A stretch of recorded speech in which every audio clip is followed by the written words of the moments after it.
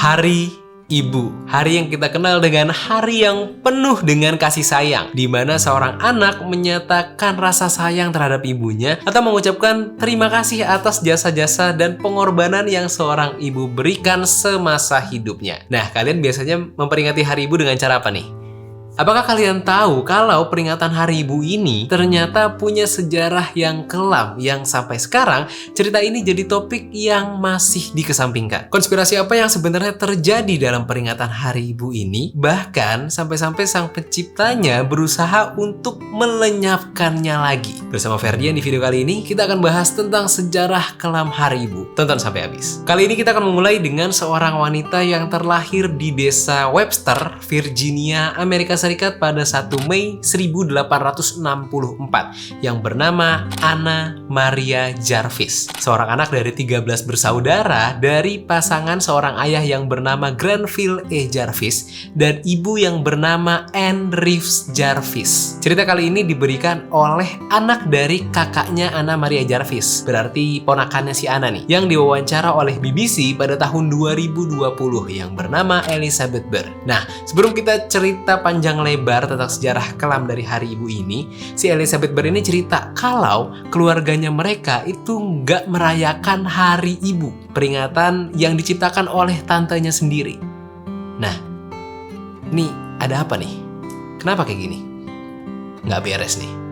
Peringatan Hari Ibu yang mungkin biasanya kita rayakan dengan cara mengucapkan selamat Hari Ibu, lalu mengungkapkan rasa kasih sayang kita buat ibu kita, atau memberikan sesuatu buat ibu kita, adalah kegiatan-kegiatan yang awalnya tercipta dari peringatan Hari Ibu yang dibuat pertama kali oleh Anna Maria Jarvis. Nah, peringatan ini pertama kali dirayakan pada tahun 1908 di Gereja Episkopal Methodist St. Andrews di Grafton, di desa yang gak jauh lokasinya dari desa Webster tempat lahirnya Anna Maria Jarvis. Anna Maria Jarvis pertama kali membuat peringatan Hari Ibu ini dalam rangka memperingati kematian ibunya yang meninggal pada tahun 1905. Nah, sampai sini kalian bingung atau nanya gak sih? Kok bisa seorang Anna Maria Jarvis, yang sampai sekarang nih kita emang belum tahu nih siapa Anna Maria Jarvis ini, memperingati kematian ibunya yang sampai sekarang dikenal sebagai peringatan Hari Ibu? Emangnya seberapa berpengaruh atau seberapa terkenalnya sih ibunya si Anna ini, si Anne Reeves Jarvis ini, sampai-sampai kematiannya itu diperingati sebagai Hari Ibu? Nah, ternyata kalau kita tarik lagi sejarahnya, kata Hari Ibu yang dirayakan oleh Anna Maria Jarvis ini bermula dari sosok ibunya, si Anne Reeves Jarvis. Belum ya, ini belum sampai ke topik kenapa peringatan Hari Ibu ini endingnya berusaha dilenyapkan. Jadi kita ceritain dulu dari awal biar kalian paham, oke? Anne Reeves Jarvis. Anne Reeves Jarvis pada awalnya nggak memperingati peringatan Hari Ibu ini seperti apa yang anaknya lakukan untuk memperingati kematian dirinya. Ya, namanya emang mirip-mirip nih, jadi jangan ketuker nih ya. Anne Reeves Jarvis itu ibunya, Anna Maria Jarvis itu anaknya yang memperingati Hari Ibu. Nah, dua-duanya nama keluarga atau borunya kata orang Batak itu Jarvis, marga dari bapaknya si Anna atau suaminya si Anne Reeves Jarvis ini. Nah, beda Hari Ibunya seperti apa nih? Nah, jadi Anne Reeves Jarvis atau ya kita panggil Ibu Jarvis lah ya biar gampang.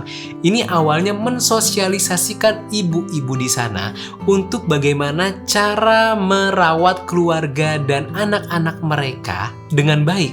Kurang lebih bisa dibilang dia ini sosok aktivis lah pada masa itu. Di desa Grafton, dia membuat kelompok kerja Hari Ibu atau Mother's Day Work Clubs. Kelompok ini Ibu Jarvis buat karena pada masa itu keluarga-keluarga di sana hidup dalam masa-masa perang saudara Amerika. Keluarga-keluarga di sana dihantui dengan kematian-kematian keluarga mereka karena kondisi hidup yang nggak sehat dan wabah penyakit. Bahkan menurut Time, pada masa itu tingkat kematian bayi yang umurnya belum mencapai 1 tahun itu mencapai 15-30% di daerah tersebut. Bahkan tercatat Anna Maria Jarvis ini adalah salah satu dari 4 anak yang berhasil tumbuh dewasa. Nah, tadi di awal kan gue bilang kalau dia ini adalah anak dari 13 bersaudara. Ternyata sisa 4 aja yang berhasil tumbuh dewasa. Nah, sisanya itu meninggal karena berbagai macam penyakit seperti campak, difteri, demam berdarah, dan penyakit-penyakit lainnya. Ibu Jarvis ini aktif berkegiatan di Gereja Episkopal Methodist tadi bersama dengan kelompok atau bisa kita bilang komunitas dia lah tadi ya, yang Mother's Day Work Club tadi, mulai dari tahun 1865 1858 sebelum Anna Jarvis ini lahir. Nah, di gereja ini komunitas ibu-ibu ini ngumpul. Kalau di sini bisa dibilang ibu-ibu PKK lah ya kalau di sini mah. Mereka belajar pentingnya higienitas seperti pentingnya memasak air sebelum diminum, lalu belajar tentang bagaimana cara menyimpan makanan yang baik dan bersih. Lalu mereka juga memberikan sosialisasi tentang pentingnya sanitasi atau kebersihan tentang WC nih Bun. Jadi buat bunda-bunda di rumah, ayo buruan cekan sekarang karena sekarang apa gampang sakit nih Bun. Sakit hati, sakit kanker, sakit. Berhenti. Lah bocah. Ngapa jadi dagang sih? Bengong lagi. Ngapa jadi dagang? Maaf Bang, refleks. Refleks lu. Bahkan komunitas ini juga melakukan pengumpulan uang untuk membeli obat-obatan untuk dibagikan. Dan bahkan juga mereka melakukan penyuluhan-penyuluhan untuk rumah-rumah yang terkena penyakit yang mewabah untuk melakukan karantina mandiri agar menekan penularan penyakit pada masa itu. Hingga masa-masa akhir hidupnya, Ibu Jarvis terus mendedikasikan dirinya untuk menghormati dan memberikan pengetahuan kepada para ibu demi kebaikan mereka dan keluarga mereka. Ibu Jarvis pun diketahui meninggal karena kondisinya yang memburuk akibat penyakit jantung pada tahun 1905. Nah, sampai di sini hari ibu yang dimaksud Ibu Jarvis ini adalah terkait dengan usaha dia untuk menjadikan sosok ibu ini adalah sosok pahlawan bagi kehidupan pada saat itu. Karena pada saat itu yang selalu ada di rumah ini ya sosok ibu, entah itu mengurus anak-anak mereka, entah itu mengurus suaminya, atau ya bahkan mengurus rumah. Karena pasti sosok ibu ini dengan perasaan mereka bisa menjaga kesehatan dan menjaga keturunan-keturunan mereka dari penyakit yang menyerang pada masa itu. Jadi hari ibu ini adalah euforia atau semangat berkegiatan para ibu untuk membantu ibu-ibu lainnya dalam rangka memberikan harapan hidup yang lebih baik, mensejahterakan mereka dan menyelamatkan mereka dari penyakit dan kemiskinan yang pada masa itu dilakukan melalui komunitas-komunitas atau kelompok-kelompok seperti kelompok yang dibuat Ibu Jarvis ini, kelompok Mother's Day World Club. Nah, sampai sini udah kelihatan dong, ternyata hari ibu yang pertama kali diciptakan ini beda jauh dengan hari ibu yang biasanya sekarang kita rayakan. Jadi hari ibu yang pertama ini itu sebetulnya lebih ke komunitas sosial yang kebetulan dibuat oleh seorang ibu yang mempunyai misi untuk ibu-ibu lainnya. Nah, terus kenapa nih kok bisa hari ibu ini berubah menjadi seperti hari ibu yang kita rayakan sekarang? Jadi suatu hari setelah dia selesai memberikan sosialisasi bagi ibu-ibu, Ibu Jarvis ini menutup kegiatan dengan kegiatan berdoa. Nah, di salah satu doanya dia berdoa seperti ini. Saya berharap dan berdoa semoga seseorang suatu saat nanti menemukan peringatan Hari Ibu untuk memperingati sosok ibu atas jasa tiada tara yang dia berikan bagi umat manusia di setiap bidang kehidupan.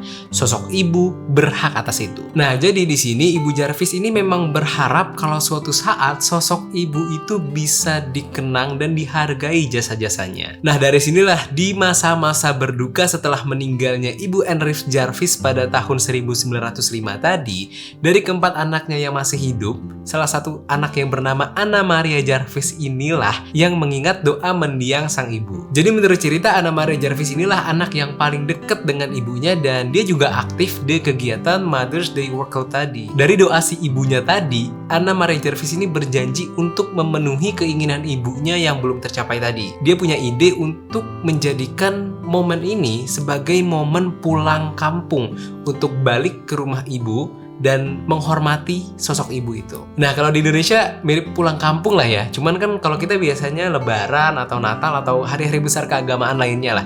Tapi konteks yang ini itu untuk memperingati Hari Ibu. Tradisi yang diciptakan Anna Maria Jarvis ini ternyata diterima secara luas oleh masyarakat dan gereja pada saat itu. Anna juga membuat semacam pesan atau moto untuk kegiatan ini nih, yaitu For the best mothers who ever live, your mother. Atau artinya untuk ibu terbaik yang pernah hidup, yaitu ibumu. Akhirnya pada tahun 1908, setelah ibunya Anna Maria Jarvis meninggal di tahun 1905 tadi, Anna Maria Jarvis menginisiasi kebaktian di Gereja Episcopal Methodist St. Andrews dalam rangka menghormati kematian ibunya. Kegiatan ini dilakukan pada hari Minggu kedua di bulan Mei tahun 1908. Nah, kenapa dia pilih hari Minggu kedua di bulan Mei? Karena pastinya hari libur dan hari Minggu kedua itu dekat dengan tanggal kematian ibunya, yaitu pada tanggal 9 Mei 1905. Makanya kegiatan Hari Ibu juga dikenal dengan istilah Mothering Sunday. Nah, sampai saat ini sebetulnya nggak semua negara di dunia itu memperingati Hari Ibu di tanggal yang sama.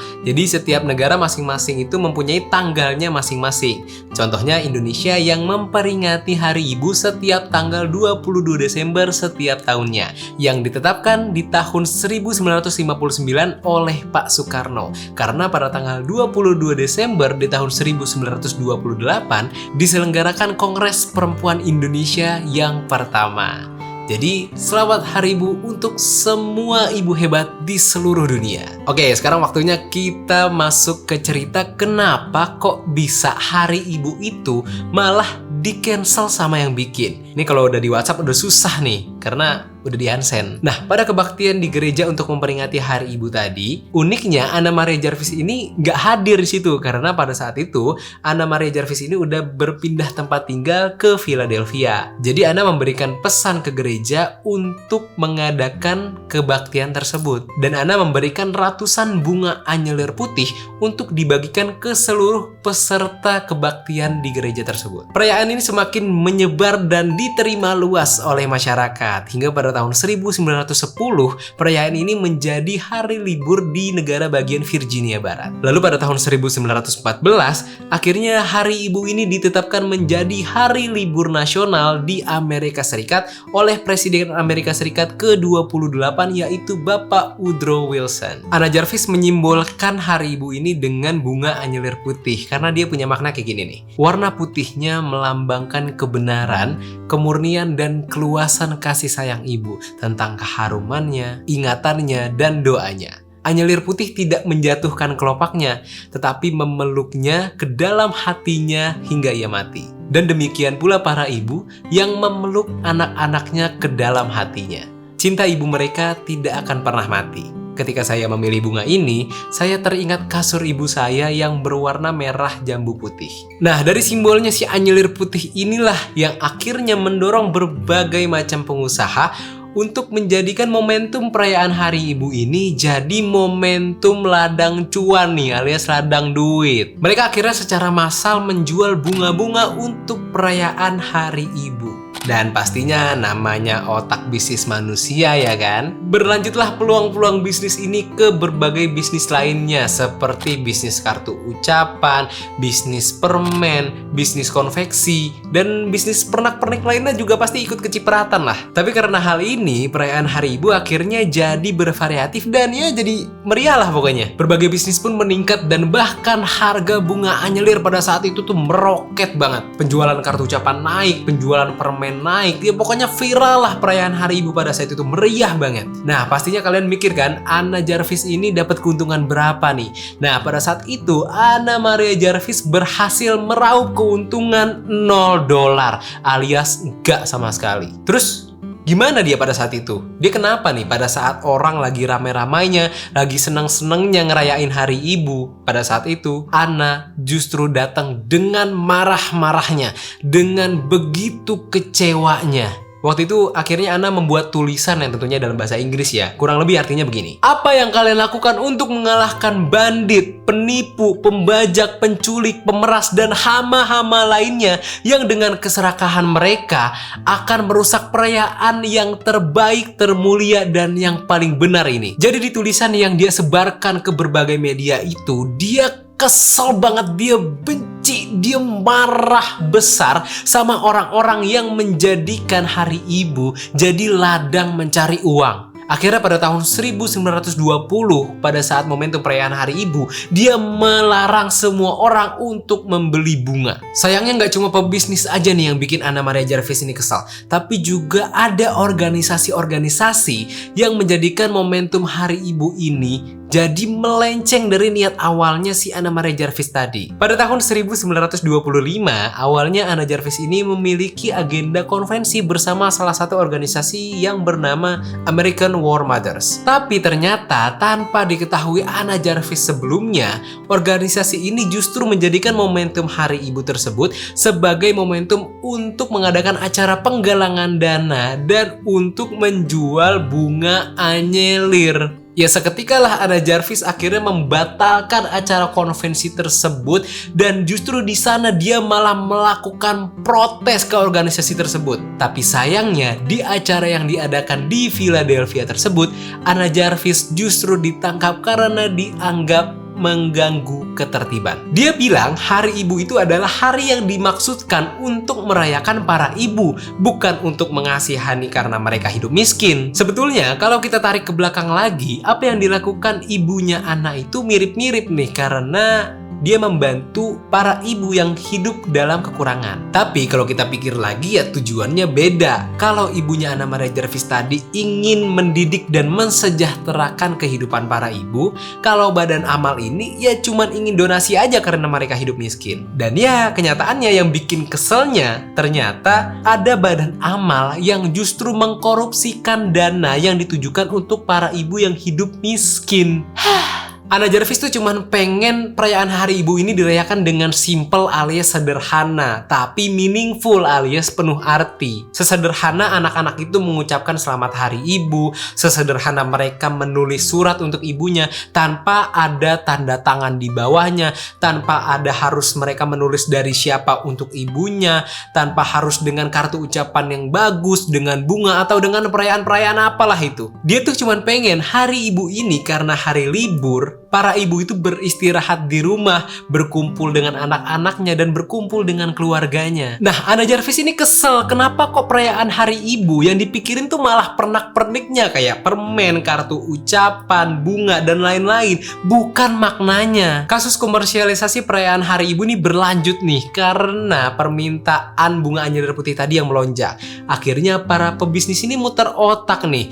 Mereka bahkan sampai mengubah makna bunga anyelir putih tadi. Jadi bunga anyelir putih itu melambangkan seolah-olah ibu yang sudah meninggal, dan bunga anyelir merah melambangkan sosok ibu yang masih hidup. Nah, hal ini membuat Anna Jarvis nyindir nih dengan kata-kata kayak gini nih. Kartu ucapan tidak berarti apapun kecuali kalian terlalu malas menulis untuk seseorang yang sudah melakukan apapun lebih banyak daripada siapapun di dunia ini untuk kalian. Dan permen, kalian bawa satu kotak permen untuk ibu kalian, tapi pada akhirnya kalian yang makan permennya sendiri. Nah, ternyata fakta uniknya selama hidupnya ternyata Anna Jarvis itu nggak pernah menulis Happy Mother's Day. Jadi dalam berita ataupun tulisan-tulisan lainnya dia tuh cuma menulisnya Hari Ibu, perayaan Hari Ibu, atau penyebutan-penyebutan lainnya, tapi ya nggak pernah menyebut Happy Mother's Day, apalagi Happy Call, apalagi Happy Salma.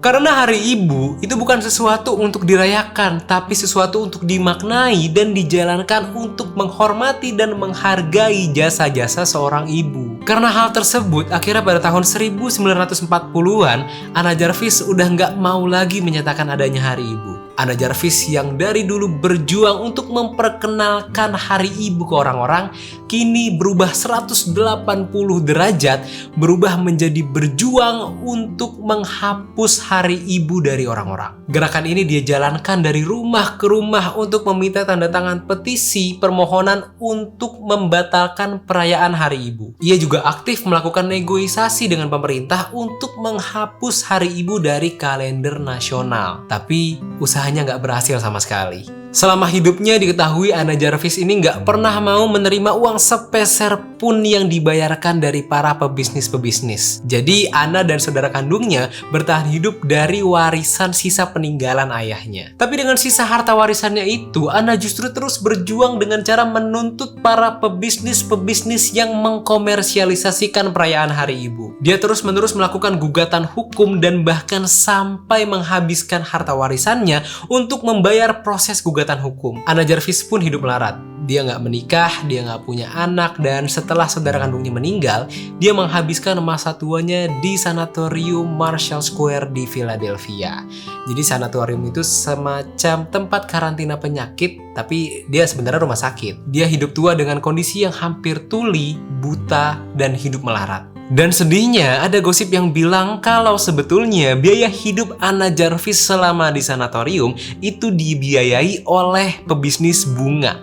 Dan dengar-dengar nama pebisnis bunganya ini adalah Floris Exchange. Anna Maria Jarvis pun meninggal pada 24 November 1948 dan sampai akhir hayatnya belum ada titik terang dari apa yang dia perjuangkan. Dan buktinya sampai sekarang perayaan Hari Ibu masih dirayakan di seluruh dunia. Nah, sekarang kalau kalian ingin memperingati Hari Ibu tapi tetap ingin menghormati sosok Anna Jarvis, mungkin kalian bisa merayakannya dengan sesuatu yang sederhana aja nih. Jadi nggak perlu menggunakan barang-barang yang mewah atau perayaan-perayaan yang berlebihan, karena mungkin bisa jadi yang seorang ibu butuhkan dari kita itu hanya kehadiran kita sebagai anak-anak mereka. Gimana nih menurut kalian video kali ini? Komentar di bawah, biasanya apa nih yang kalian lakukan untuk merayakan Hari Ibu? Atau jangan-jangan abis nonton video ini kalian malah jadi nggak mau merayakan Hari Ibu? Masih banyak hal-hal lainnya yang bisa kalian pelajari di video-video lainnya di channel ini. Dan tentunya jangan lupa kalau misalkan kalian punya cerita menarik yang ingin kita bawakan, kalian bisa langsung komentar di bawah juga. Terima kasih banyak sudah menonton video kali ini. Ferdian pamit. Jumpa lagi kita di video lainnya. Ayo temen emak ke pasar.